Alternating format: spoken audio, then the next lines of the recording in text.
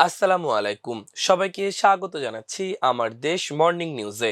সঙ্গে আছি আমি মাহবুবুর রহমান ইমন। শুরুতেই সংবাদ শিরোনাম। মধ্যপ্রাচ্যে ফের যুদ্ধের দামামা। রাতের আধারে ইরানে যুক্তরাষ্ট্রের হামলার পর ইরাক বাহরাইনের মার্কিন ঘাঁটিগুলোতে একের পর এক পাল্টা হামলা তেহরানের। কাতারে জরুরি সতর্কতা, কুয়েতে বিস্ফোরণ। হরমুজ নিয়ে মার্কিন ভাইস প্রেসিডেন্টের সতর্কবার্তা, দাঁত ভাঙা জবাব দেওয়ার হুঁশিয়ারি ইরানের। মরেও যেতে পারি, ইরানের নাম্বার ওয়ান টার্গেট আমি, বললেন ট্রাম্প। হাইকোর্টের রায় বহাল, সংবিধানে ফিরল গণভোট ও তত্ত্বাবধায়ক সরকার ব্যবস্থা। বান্দরবানে পাহাড় ধসে শিশুসহ 5 জন নিহত। শুনছিলেন সংবাদ শিরোনাম, এবার বিস্তারিত।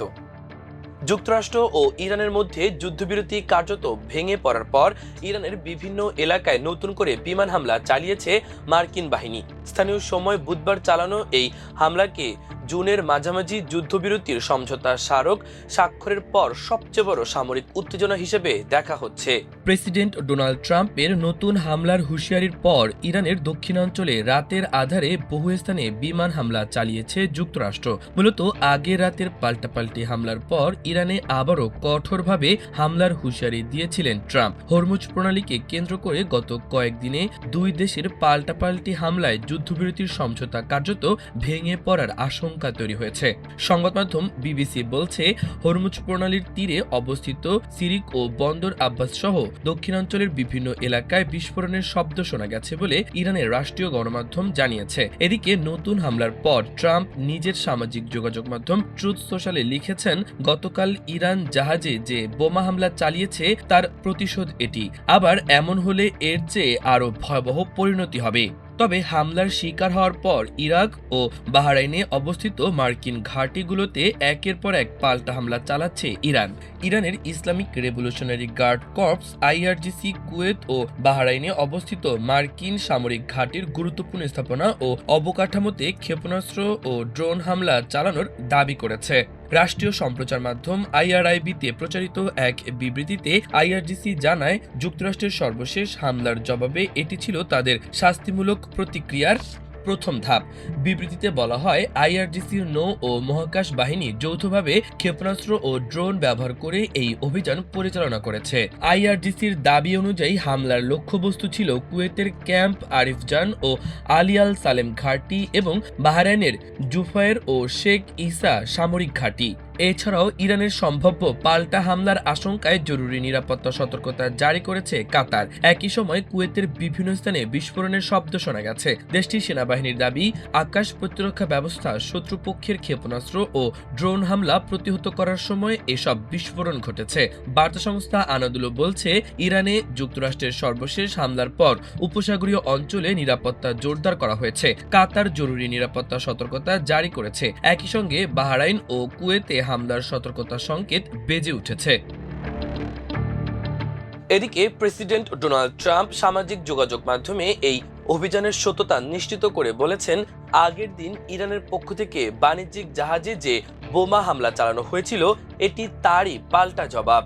ট্রাম্প সতর্ক করে দিয়ে বলেন, ইরান যদি আবারও জাহাজে হামলা চালায় তবে মার্কিন সামরিক বাহিনীর পক্ষ থেকে পরিস্থিতি আরো ভয়াবহ করে তোলা হবে। মার্কিন ভাইস প্রেসিডেন্ট জেডি ভেন্সও ওয়াশিংটনে এক সংবাদ ব্রিফিংয়ে ইরানকে কঠোর হুঁশিয়ারি দিয়ে বলেছেন, ইরান যদি হরমুজ প্রণালী বন্ধ করার কোনো চেষ্টা করে তবে মার্কিন সামরিক বাহিনী তার কঠোর সামরিক জবাব দেবে। ভ্যান্স সাফ জানান, আগের চুক্তি অনুযায়ী ইরান জাহাজে হামলা বন্ধ করলে যুক্তরাষ্ট্র অবরোধ তুলে নেবে, কিন্তু ইরান সেই নিয়ম অমান্য করায় মার্কিন বাহিনী আরো তীব্রভাবে পাল্টা আঘাত হানবে। এদিকে মার্কিন হামলার পর ইরানের পক্ষ থেকে অত্যন্ত তীব্র প্রতিক্রিয়া জানানো হয়েছে। আইআরজিসির গুলিস্তান শাখা জানিয়েছে, এই হামলায় কোনো হতাহতের ঘটনা ঘটেনি, তবে এই হামলার বিপরীতে একটি দাঁত ভাঙা জবাব দেওয়ার ঘোষণা দিয়েছে তারা। এসব হামলার প্রেক্ষিতে ইরানের উপ পররাষ্ট্রমন্ত্রী কাজেম গারিবাবাদি এবং খাতামাল আম্বিয়া যৌথ সামরিক সদর দপ্তর থেকে যুক্তরাষ্ট্রকে কঠোর ভাষায় সতর্ক করা হয়েছে। ইরানি কর্মকর্তারা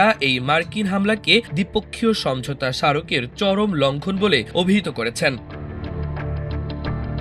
নিজেকে ইরানের নাম্বার ওয়ান টার্গেট বলে মন্তব্য করেছেন যুক্তরাষ্ট্রের প্রেসিডেন্ট ডোনাল্ড ট্রাম্প। তিনি বলেন, আমি মরেও যেতে পারি, কারণ আমি তাদের নাম্বার ওয়ান টার্গেট।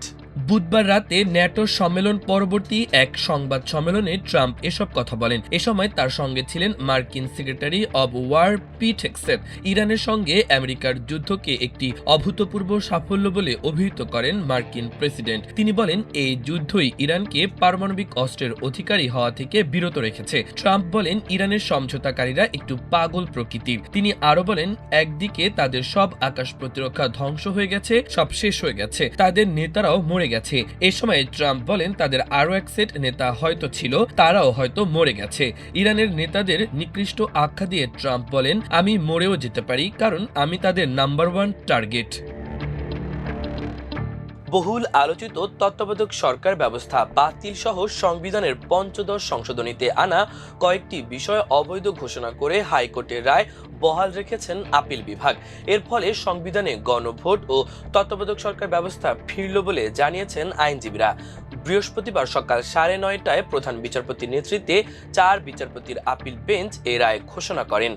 এর আগে বুধবার তত্ত্বাবধায়ক সরকার ব্যবস্থা বাতিল সহ সংবিধানে পঞ্চদশ সংশোধনীতে আনা কয়েকটি বিষয় অবৈধ ঘোষণা করে হাইকোর্টের রায়ের বিরুদ্ধে আপিলে শুনানি শেষ হয়। টানা 3 দিন শুনানি শেষে রায়ের জন্য 9 জুলাই দিন ধার্য করা হয়। আদালতে রাষ্ট্রপক্ষে ছিলেন attorney general barrister Mohammad Ruhul Quddus Kajal, রিটের পক্ষে ছিলেন ডক্টর শরীফ ভূঁইয়া, জামায়াত ইসলামীর পক্ষে ছিলেন অ্যাডভোকেট মোহাম্মদ শিশির মনির। গত বছরের 13 নভেম্বর বহুল আলোচিত তত্ত্বাবধায়ক সরকার ব্যবস্থা বাতিল সহ সংবিধানের পঞ্চদশ সংশোধনীতে আনা কয়েকটি বিষয় অবৈধ ঘোষণা করে হাইকোর্টের রায়ের বিরুদ্ধে আপিলের অনুমতি দেন সর্বোচ্চ আদালত। প্রধান বিচারপতি ডক্টর সৈয়দ রিফাত আহমেদের নেতৃত্বাধীন আপিল বিভাগ এ আদেশ দেন।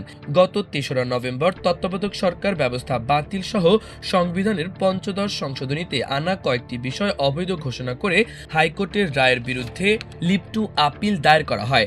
আপিলে পঞ্চদশ সংশোধনীর পুরোটা বাতিল চাওয়া হয়েছে। গত বছরের 17 ডিসেম্বর তত্ত্বাবধায়ক সরকার ব্যবস্থা বাতিল সহ সংবিধানের পঞ্চদশ সংশোধনীতে আনা কয়েকটি বিষয় অবৈধ ঘোষণা করেন হাইকোর্ট। একই সঙ্গে সংবিধানে গণভোটের বিধান ফিরিয়ে এনেছেন উচ্চ আদালত। তবে পঞ্চদশ সংশোধনী পুরোটা বাতিল করা হয়নি এই রায়। আদালত রায়ের পর্যবেক্ষণে বলেছেন, গণতন্ত্র হচ্ছে আমাদের সংবিধানের মৌলিক কাঠামোর অংশ। এই গণতন্ত্র বিকশিত হয় অবাধ, সুষ্ঠু ও নিরপেক্ষ এবং প্রভাবমুক্ত নির্বাচনের মধ্য দিয়ে। কিন্তু দলীয় সরকারের অধীনে বিগত 3টি সংসদ নির্বাচনে জনগণের ইচ্ছার কোনো প্রতিফলন হয়নি। দলীয় সরকারের অধীনে সুষ্ঠু নির্বাচনের আত্মবিশ্বাস জনগণের মধ্যে জন্ম নেয়নি, যার ফলশ্রুতিতে হয়েছে জুলাই গণঅভ্যুত্থান।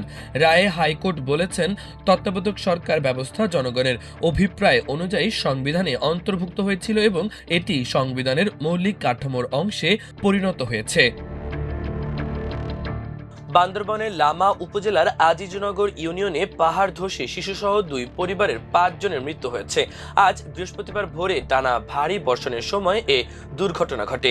নিহতরা হলেন আজিজনগর ইউনিয়নের মিশন পাড়ার বাসিন্দা মোহাম্মদ ইউনুস, তার স্ত্রী রানু আক্তার, তাদের ছেলে সুলেমান এবং একই এলাকার মোহাম্মদ জুয়েল ও তার স্ত্রী কুলসুমা আক্তার।